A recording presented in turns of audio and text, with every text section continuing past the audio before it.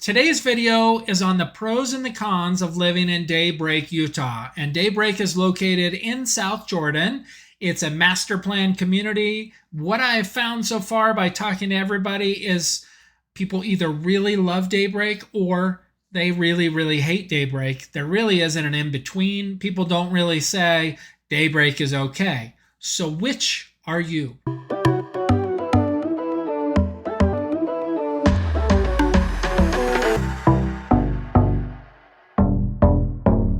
Welcome back, everybody. I'm Greg Speckman. I'm with the Living in Salt Lake City channel. So if you want to learn everything about what it's like to live here, eat here, sleep here, play here in the Daybreak Salt Lake City area, then click the subscribe button and the bell to be notified every time I do new videos. I've been getting a ton of people lately that are reaching out to me about Daybreak in South Jordan and all the areas around Salt Lake City. I absolutely love it. So if that's you, give me a call, shoot me a text, send me an email, and let's get talking about moving in here to Utah. So to give you a little background on Daybreak, Daybreak is located in South Jordan, Utah. You can see where it is here on the map. It's about 25 minutes southwest of Salt Lake City. So you're going to be able to get to the airport in about 20 minutes, 25 minutes to get to downtown. It's on 4,000 acres of land. And once Daybreak is fully completed and all built out, it's going to have over 20,000 residential units and about 9.1 million square feet of office space. So pro number one of living in Daybreak. Well, Daybreak is a master plan community once again. So what this means to me is you can start with a condo, then upgrade to a townhome, then upgrade to a smaller single family home, then upgrade to a large home, and then downgrade to a cottage one level living home. And you can have a mountain view, you can have a home on the water, you can have even a luxury home on the water. And there's two different water areas. You got the main lake, and then you also have the water course, which the water course is the new area on the west side of Daybreak where all the new construction is. The lake is a private lake for residents only where you can fish, you can canoe, kayak, and I've even heard people catch some good-sized catfish out of the lake. The next pro on my list is going to be walkability. So I have heard from numerous people that have looked in Daybreak that that's why they were looking at Daybreak, as they wanted walkability. This is a great reason for you to choose Daybreak, where there's trails that are all around the lake, trails to different parks. There's a bunch of different parks. You can even walk to places to eat and shop and that sort of thing. There's even a grocery store, Harmon's on the east side, and then you have a Smith's on the west side that you can walk to. On the west side, they have this cool coffee shop that you can go to, where we stopped the last time I helped someone look in Daybreak and had coffee there while we were out looking at the new construction homes. But there's a ton of walkability in Daybreak, so that's a big plus for living there. The number one con that I hear from people that are looking at Daybreak or that live in Daybreak is going to be that the HOA is overbearing. They're difficult to work with. You got to deal with the design center and that sort of thing. It's as much as it's a blessing, it's also a curse. So you have to pick your poison, whether you want an HOA or you don't want an HOA. And if you do, then Daybreak is a great option. Otherwise, there's some great subdivisions in South Jordan that are near Daybreak that don't have an HOA to deal with. But that's one of the reasons I think that people choose to live in Daybreak, is because they have the HOA, even though you want to hate the HOA. I've also reached out to the HOA myself to ask them about some paint choice options and that sort of thing. And they were super friendly to me on the telephone, helping me out with what questions that I had to get answered. And then you also have in Daybreak a bunch of swimming pools that you can use, and there's a number of parks. There's a ton of things for that Daybreak has, since it's a master plan community. Pro number two is all the schools in Daybreak. So Daybreak has on the west side, they have Aspen Elementary, which is brand new elementary school. And then the next two schools are actually not in Daybreak, but you would have your kids go there, which would be Copper Mountain Middle School and Harriman High School, which all of Daybreak pretty much goes to Harriman High School. I happen to have children that go to Copper Mountain and Harriman right now, so I can speak to both of those schools being amazing, and my kids really, really like going there. On the east side, you have Daybreak Elementary, East Lake Elementary, Golden Fields Elementary, and then Mountain Creek Middle School. So you have all those schools. They're all really good rated. So if you want to check out the ratings online about that, you can look into that, or we can talk about it when you reach out. Next up on my con list, traffic.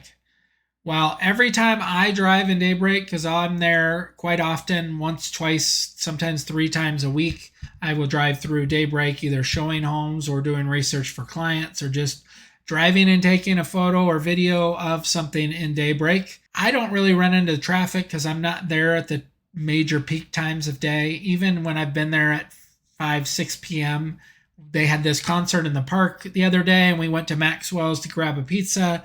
And even that wasn't that bad to deal with the amount of people that were in the downtown area of Daybreak. But I don't know. People seem to complain about the traffic. I don't really see it as being a major con, but that's a big con for people that live in Daybreak is the traffic. And I'm sure they're not super happy about everybody coming from outside to come to Daybreak and then clog it all up. Pro number 3 is going to be your grocery stores. Your Smiths and Harmons. So you're going to find out if you're a Harmons or Smiths fan. Smiths is owned by Kroger, so it's pretty much like shopping at Kroger if you've been to that before. And then your restaurants. And here I'll show you some of the places to eat right now on the map. All right, so this is Daybreak here in the map. So it goes over on the west side where it says Sunstone Village. And then over here where the lake is, this is the big lake. And then here's the Harmons Daybreak. So the major places that you're going to be eating in Daybreak, you got the Smith's Marketplace. So you got a Smith's there. You have a Beans and Brews for coffee, which I'm not a big fan. I would go across the street to Starbucks. But if you're a Beans and Brews fan, you got Beans and Brews. They have a Jersey Mike sub. They have Cafe Trang, which I haven't tried that yet. You have an Arby's that's in here and Marco's Pizza. And then down a little bit further, McDonald's, which is always busy, Costa Vida. So either you're a Costa Vida fan or Cafe Rio fan or Chipotle fan, one of those 3. But Chipotle is pretty new here to the area. So most people are Costa Vida or Cafe Rio fans. Happy Teriyaki, I've eaten there. So. Don't think it's all that great. I would rather eat at Mobetta's. I think it's much better for that type of food. For teriyaki, even though it's Hawaiian, but it's pretty much the same. So this center here has some shopping in it. When you're out here to the west, then on Lake Avenue back here, this is that Biscott's Bakery and Cafe, and this is where that coffee place is. That's pretty good. But so all the new construction homes are going to be over in this area here, and then this is kind of like the downtown area of Daybreak right along here. We have Dave's Barber Shop, a Zion Bank. We have Tio's Mexican Restaurant.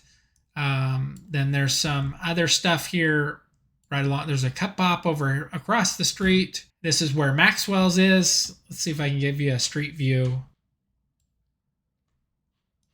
So here is The Break, which is a bar. So you won't be able to bring your kids there to eat, but they have pretty good burgers. So I've been there. This is where you can see Maxwell's right there.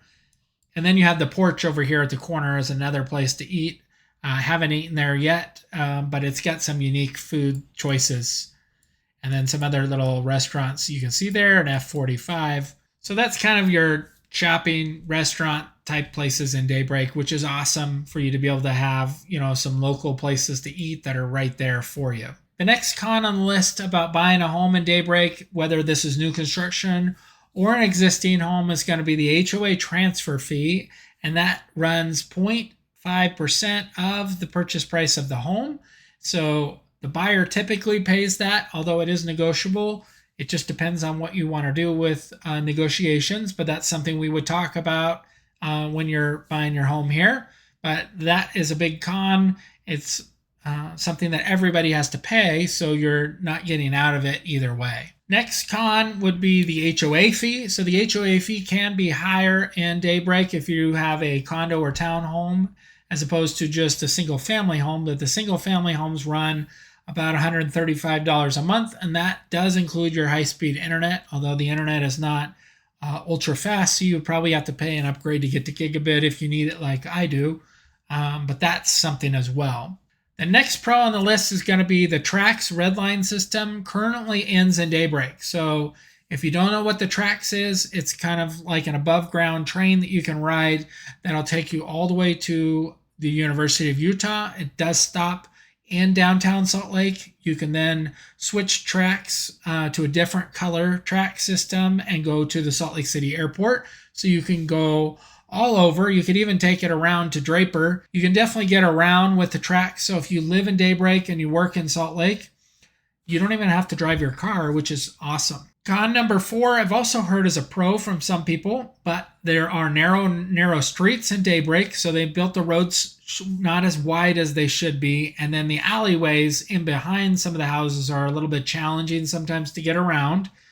Thankfully, we don't really have a ton of snow that you have to deal with or weather-related issues to get around. However, that day or two a year when it snows a lot, just know it could be a challenge to get around Daybreak as far as that goes till they get through them. People have complained to me about the narrow streets and then the narrow alleyways and stuff behind the homes. Pro number 5 is going to be the typical person that lives in Daybreak is friendly. They're warm. They're receptive to people. You have lots of people that are out walking and talking and stopping by different neighbors. And when you live there, if you're hanging out outside, make sure you say hello to the people and you'll strike up conversations, find out where people are from, that sort of thing. Just know that that's one of the reasons that you choose to live in Daybreak is you want to be neighborly. You want to kind of live outside of your home. You're not going to be spending as much time in your homes and yards in Daybreak because typically the yards are small in Daybreak. And that is my next con, actually. Lot sizes.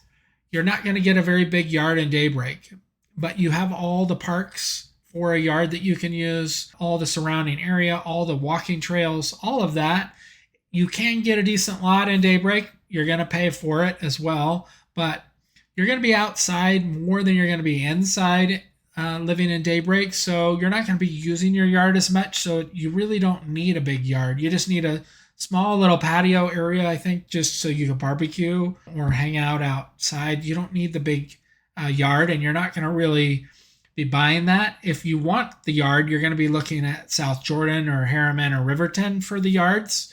And that's definitely something that we would talk about if a yard is important to you. The next pro on the list is going to be the Salt Lake Bees are moving to Daybreak. So they are a AAA baseball team for the Angels, and they're moving to Daybreak. So you can see here on the map where they're planning to put them, right by the track system. So you would be able to take the tracks from a bunch of other cities to get to the Bees, which will make it really, really convenient. It's just going to make going to the baseball games a lot more enjoyable than it was for us currently. We did go to a Bees game where they play now, but I personally wouldn't go back to watch the game again. So hopefully you got some good information out of those pros and cons, and you still want to make that move to Daybreak or another city here in the area. So if I can help you, please reach out, give me a call, shoot me a text, send me an email. I'd love to talk to you about Daybreak more or any other city that you're looking at moving. And until next time, be rad.